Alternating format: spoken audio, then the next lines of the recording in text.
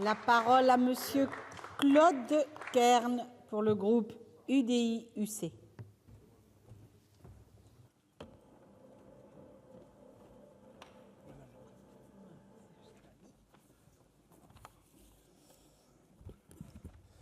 Madame la présidente, madame la ministre, madame la présidente de la commission, madame la rapporteure, mes chers collègues, nous voilà, je l'espère, au terme des discussions entre les deux chambres sur ce texte ô combien important en termes d'enjeux de santé publique et d'éducation.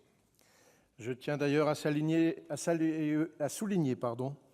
le travail effectué par notre ancien collègue Jacques Muller, repris par André Gattolin.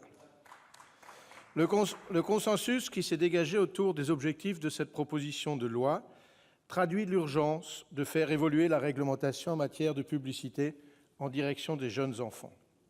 En effet, nul ne conteste plus les effets néfastes de la publicité sur ce public fragile, hormis certains lobbies. Cependant, si les objectifs sont partagés, les modalités pour les atteindre ne le seront pas nécessairement. J'en veux pour preuve les positionnements successifs de certains de nos collègues que je regrette. Or, et comme l'a rappelé notre rapporteure Corinne Bouchoux, dont je veux également saluer la qualité du travail, ce texte est équilibré puisque l'interdiction envisagée a une triple caractéristique.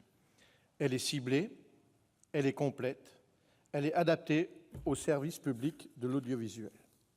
Plus précisément, il s'agit de prévoir que les programmes de la télévision publique destinés aux enfants de moins de 12 ans ne comportent pas de messages publicitaires autres que des messages de prévention. Exit donc les publicités des secteurs de l'alimentaire et du jouet. Ces programmes jeunesse seraient sanctuarisés en faisant courir l'interdiction 15 minutes avant et 15 minutes après leur diffusion. Certes, les débats perdurent s'agissant d'une éventuelle perte de recettes pour l'audiovisuel public. Cette perte, comme déjà indiqué, se chiffre à environ 20 millions d'euros. Permettez-moi de conforter, chers collègues, la position de notre rapporteur selon laquelle cette inquiétude n'est nullement fondée.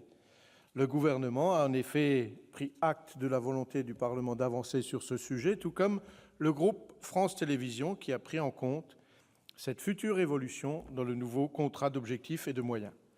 Dans ce com, France Télévisions précise que cette perte ne pèsera pas sur les comptes ni ne se traduira par un moindre financement des films d'animation français. Je tiens ici à saluer votre engagement, Madame la Ministre. Par ailleurs, sur la forme de l'article qui nous est ici soumis après examen par l'Assemblée nationale, des questionnements sont apparus. Le texte prévoit désormais que les messages publicitaires diffusés par les services de télévision dans les programmes destinés à la jeunesse sont réglementés par un décret en Conseil d'État.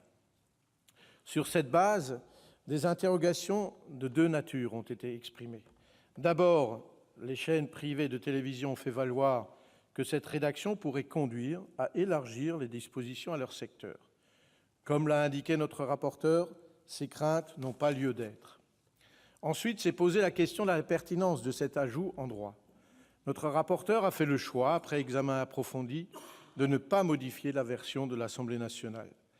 En effet, considérant que cet ajout était sans conséquence, elle a préféré, et nous l'avons d'ailleurs suivi en commission, a préféré s'en tenir à la version des députés afin de passer des paroles aux actes.